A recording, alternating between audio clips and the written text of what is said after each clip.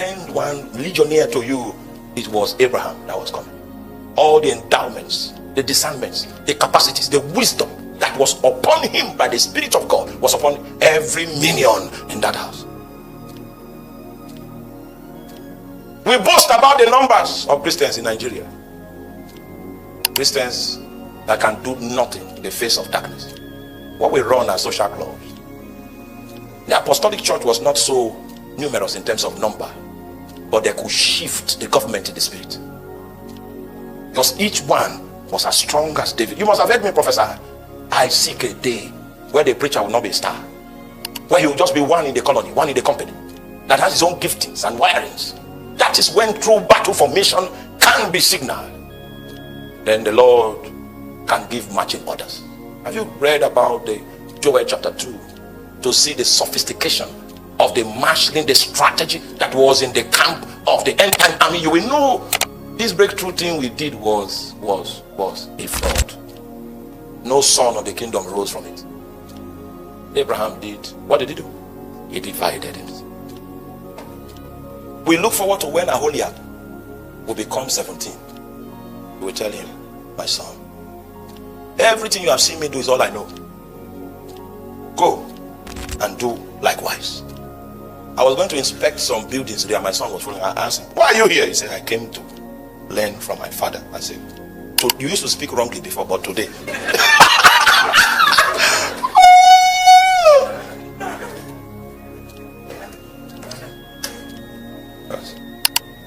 Because by the time he's 17, I will stop doing something. Because we will need to divide Abraham. It is when your disciples have left you that we know whether they have substance. Meanwhile, you need half a government. In the church today, for a man to be released into his destiny, you need half a government to accomplish that. Meanwhile, the glory of the Apostolic Church was when they had the opportunity to send people into their destiny. Because that was how Jesus did for them. He gave them power and authority, and he dispatched them into towns and villages. The height of apostolic ministry is when we can say, Roko, in fact, you have been here for too long. I'm waiting for the day God will reassign you so that I can release you.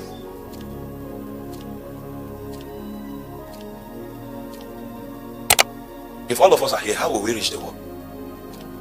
Don't you think you will be in another nation? Yeah.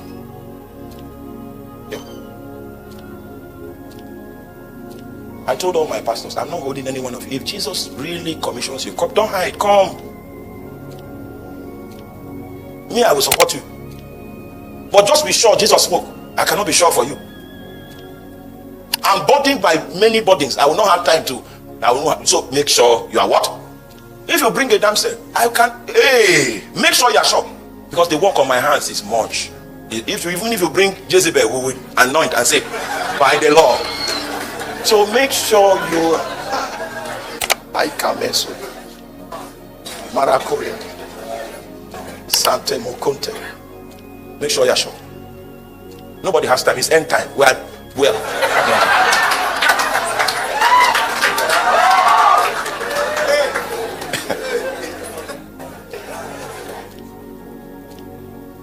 He divided what? A time will come where you need to divide yourself. Yes, need to. If God doesn't redeploy them, you yourself will redeploy them, so that they can have the experience of what it takes to bring government to a locality. The Lord will help us. All right, go back to 18. Where's 19 now? No, 18. And Melchizedek, king of Salem, brought forth bread and wine. This is the first time this happened. And I hope you know who Melchizedek is, according to New Testament theology, in the book of Hebrews. This is the shadow of Jesus at work. And the first time we see the shadow of Jesus in the Old Testament, he brought unto Abraham bread and what? And wine. Now it is in this context that we can understand the communion table most accurately. Because what Jesus did on the Last Supper was to give reference, give perspective to what had happened to Abraham, the ancestor of the house of Israel. So the moment Melchizedek shows up, I want to see the salutation of Abraham that Melchizedek came with.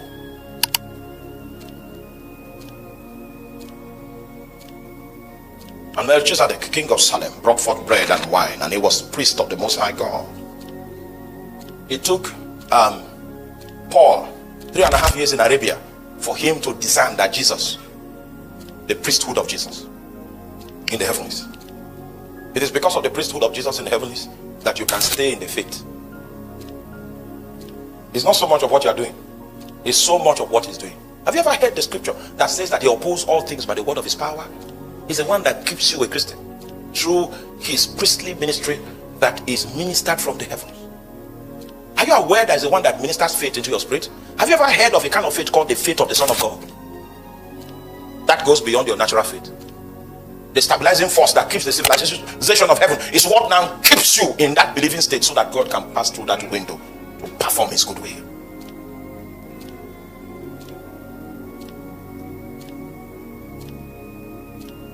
This was a salutation to Abraham. And he blessed him and said, "Blessed be Abraham of the Most High God, possessor of heaven and the earth." That was the salutation he brought to Abraham. Blessed be Abraham. You are Abraham of the Most High God. And this Most High God happens to be possessor of what? Of heaven and earth. Why did he need to remind Abraham of that? Why didn't he just say, "Blessed be Abraham of the Most High God"? Why did he add possessor of the heaven and earth? Why? Heritage. Why did he add?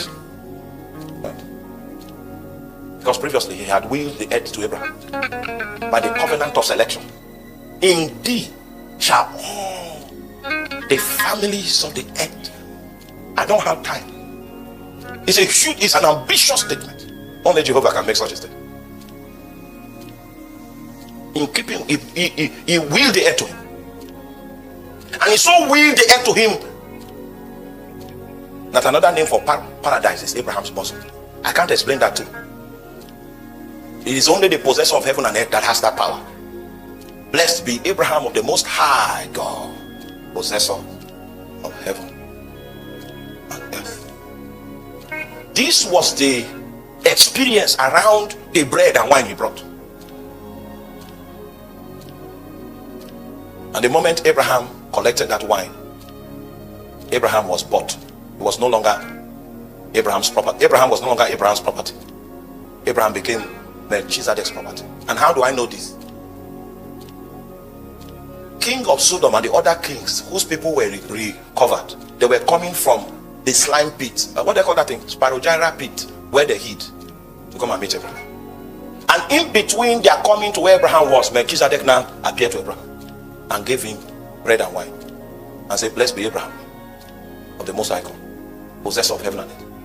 And then when the kings, he did that and left. When the kings of Sodom now came, I said, "Okay, take the goods and give us the souls." Just like Satan will come and say, "You can take all the prosperity, just make sure everybody goes to hell."